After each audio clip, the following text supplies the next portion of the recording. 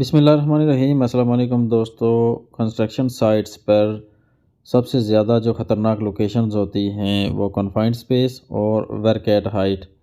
इनमें जो काम किया जाएगा वो बेशक इतना ज़्यादा ख़तरनाक ना हो, लेकिन ये अपनी लोकेशंस की वजह से ज़्यादा ख़तरनाक हो जाती हैं। इन दोनों लोकेशंस पर काम करने को अवॉइड करना चाहिए। मजबूरन अगर काम करना पड़े तो फुल सेफ्टी प्रिकॉशंस के साथ करना चाहिए। कंस्ट्रक्शन इंडस्ट्री में सबसे ज़्यादा जो बंदों की मौतें होती हैं वो वर्क एट हाइट की वजह से होती हैं, बुलंदी से गिरने की वजह से होती हैं। जितनी हम कम बुलंदी से गिरेंगे उतना नुकसान के चांसेस कम होते हैं, और जितनी हाइट ज़्यादा होती जाएगी उतने नुकसान के चांसेस और मौत के चांसेस बढ़ते जाते हैं। 6 फुट की हाइट को एनफ हाइट समझा जाता है कि अगर इतनी बुलंदी से इंसान गिरता है तो उसका ठीक ठाक नुकसान हो सकता है, चोटें आ सकती हैं। 6 फुट से नीचे भी गिरने के चांसेस रहते हैं और फॉल प्रोटेक्शन की ज़रूरत रहती है, लेकिन जो complete fall protection system apply करना है वो 6 फुट पर पहुंचने पर ज़रूर इस्तेमाल करना है।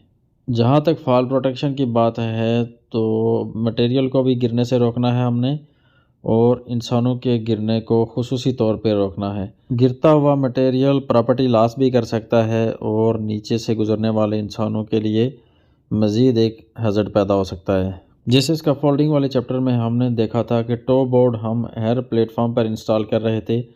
टॉप बोर्ड का मकसद मटेरियल को नीचे गिरने से रोकना था। इसी तरह से गार्ड रेल के साथ हमने मैश लगी हुई देखी थी जिसका मकसद मटेरियल को गिरने से रोकना था, और कुछ सेफ्टी नेट्स हमने देखे थे जो मटेरियल को भी रोकते हैं। जब मटेरियल प्लेटफॉर्म से गिर जाता है मटेरियल तो आगे नेट पकड़ता है इसको, और कुछ ऐसे नेट्स होते हैं जो इंसानों को भी पकड़ने के लिए इस्तेमाल होते हैं। अगर खुदा न खास्ता कोई इंसान गिर जाए तो वो हवा में लगे होते हैं और वो इंसान को नीचे गिरने से बचाएंगे, रास्ते में ही पकड़ लेंगे। जब वर्क एट हाइट की बात की जाती है तो आप सब जानते होंगे कि इसका फोल्डिंग हमेशा वर्क एट हाइट के लिए इस्तेमाल की जाती है, और इसकी मुकम्मल गार्डरेल फॉल प्रोटेक्शन है। जब हम बुलंदी पर पहुंच जाएं तो सबसे बेहतरीन तरीका हमारी फॉल प्रोटेक्शन का वो गार्डरेल सिस्टम ही है। अगर गार्डरेल सिस्टम किसी जगह एप्लीकेबल ना हो तो इसके मुतबादिल लाइफलाइन भी इस्तेमाल की जा सकती है। लोहे की एक रस्सी को इंस्टॉल किया जाता है और उसके साथ फुल बॉडी हार्नेस को अटैच किया जाता है। Guardrail system, lifeline, full body harness, lanyard, anchorage points, ये सारी चीज़ें फॉल प्रोटेक्शन का हिस्सा हैं। इनमें से कुछ ऐसी चीज़ें हैं जो गिरने के बाद रोक लेती हैं, इंसान को ज़मीन तक नहीं पहुंचने देती।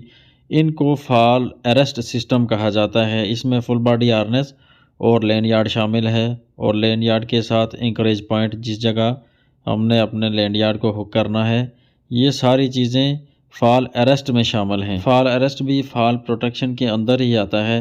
फ़र्क सिर्फ इतना है कि फॉल अरेस्ट सिस्टम गिरने के बाद पकड़े रखता है और ज़मीन तक नहीं आने देता। गार्डरेल सिस्टम को आप इसका फोल्डिंग की पिछली वीडियोस में तफसील से देख चुके हैं।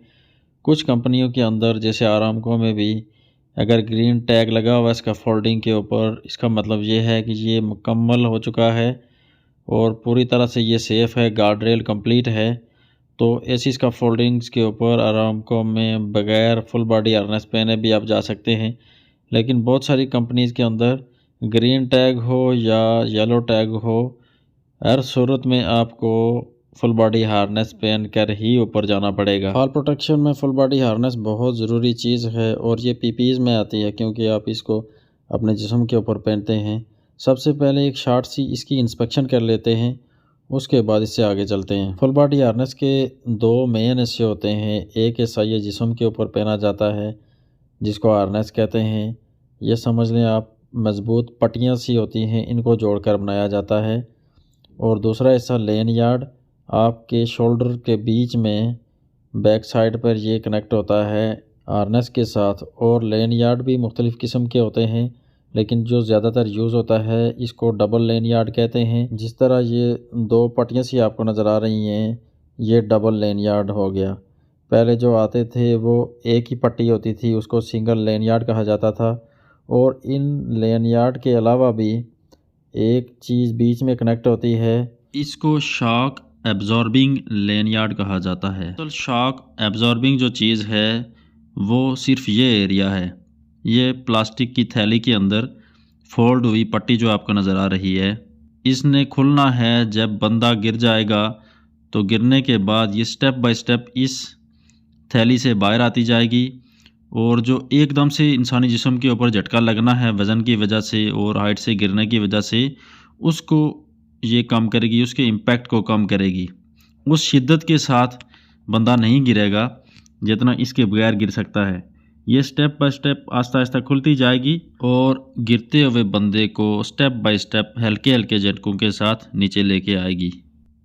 इसकी कैपेसिटी और इसकी लेंथ बहुत ज़रूरी चीज़ है, इनकी तफसील भी हम आगे पढ़ेंगे। गिरते हुए बंदे के वज़न और झटके की वजह से फुल बॉडी हार्नेस की पट्टियाँ उसके जिस्म को ज़ख्मी कर सकती हैं, इसलिए शॉक एब्जॉर्बर बहुत ज़रूरी है जो झटके को कम करता है।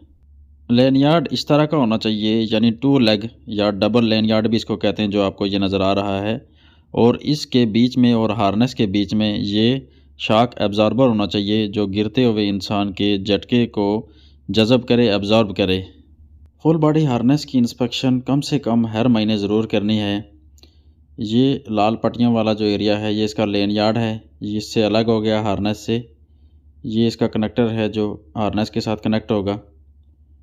ये शॉक एब्जॉर्बर, ये लेनयार्ड, ये लाल पट्टियों वाला, ये इन लोगों ने छोटे किए हुए हैं, ये एडजस्टेबल हैं।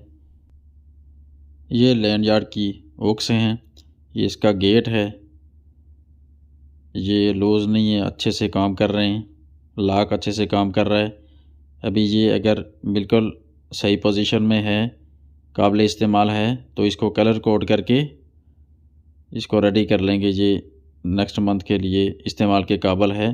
किसी किस्म का कोई कट, किसी किस्म का कोई जला हुआ नहीं होना चाहिए, कोई पट्टी, कोई इसका हिस्सा डैमेज नहीं होना चाहिए। अब हार्नेस की इंस्पेक्शन करेंगे। इसकी भी हर पट्टी को चेक करना है, जितने भी कनेक्टर्स लगे हुए हैं उनको चेक करना है, जो डी रिंग्स लगी है उनको चेक करना है। हार्नेस हमेशा हैंग की हुई इस तरह से पोजीशन में होने चाहिए, टूल्स वाले बॉक्स में नहीं होना चाहिए। इसकी हर चीज़ को कोई चीज़ डैमेज ना हो, लूज़ ना हो, कहीं से कोई कट ना लगा हो।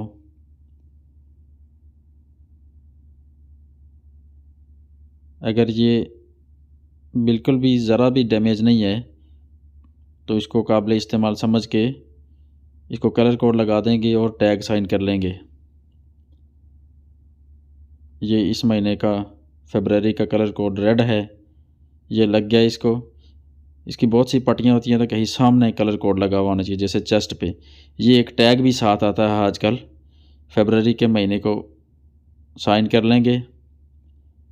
ये हार्नेस नया है, कोई किसी किस्म का इसमें डैमेज नहीं है, इस्तेमाल के काबिल है, तो इस महीने का टैग भी साइन हो गया। एक चीज़ और एक्स्ट्रा आती है फुल बॉडी हार्नेस के साथ, इसकी डिटेल आगे बताऊंगा। ये भी पट्टियाँ ही हैं, आपकी दोनों थाइज़ के साथ एक छोटे से पैकेट के अंदर ये फोल्ड होके आती हैं इस तरह से। इनके आगे भी हुक्स बनी हुई हैं। इनका फंक्शन क्या है इसको हम आगे देखेंगे, लेकिन ये किस तरह की होती हैं और आपस में इनको जोड़ा कैसे जाता है ये अभी आप देख लें। इनकी हुक्स को आपस में इस तरह मिला के ये जुड़ गई। इसका फंक्शन क्या है, इसको कब इस्तेमाल करना है, ये वीडियो के आखिर में बताऊंगा।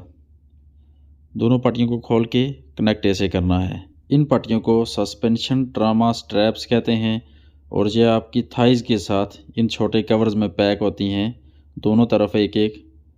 ये आपको लटकती हुई नज़र आ रही है इस बंदे की थाइज़ के साथ। जैसे ही हम ज़मीन के लेवल से ऊपर जाना शुरू हो जाते हैं, यानी हाइट पर जाना शुरू हो जाते हैं, तो फॉलिंग हैज़र्ड भी पैदा होना शुरू हो जाता है। हमारे गिरने के चांस 1 फुट हाइट से भी हैं, 2 फुट हाइट से भी हैं, 6 फुट हाइट से भी हैं। लिहाजा हमने कुछ ना कुछ फॉल प्रोटेक्शन ज़रूर करनी है, चाहे छोटी हाइट ही हो। जो सबसे ज़्यादा काबिल एतबार फॉल प्रोटेक्शन है वो गार्ड रेल है, जिसकी तफसील आप इसका फोल्डिंग वाले चैप्टर में देख चुके हैं, इसको मज़ीद डिस्कस करने की ज़रूरत नहीं है। गार्ड रेल इतनी मजबूत होनी चाहिए कि किसी भी डायरेक्शन से कम 200 पाउंड की फोर्स को सहार सके।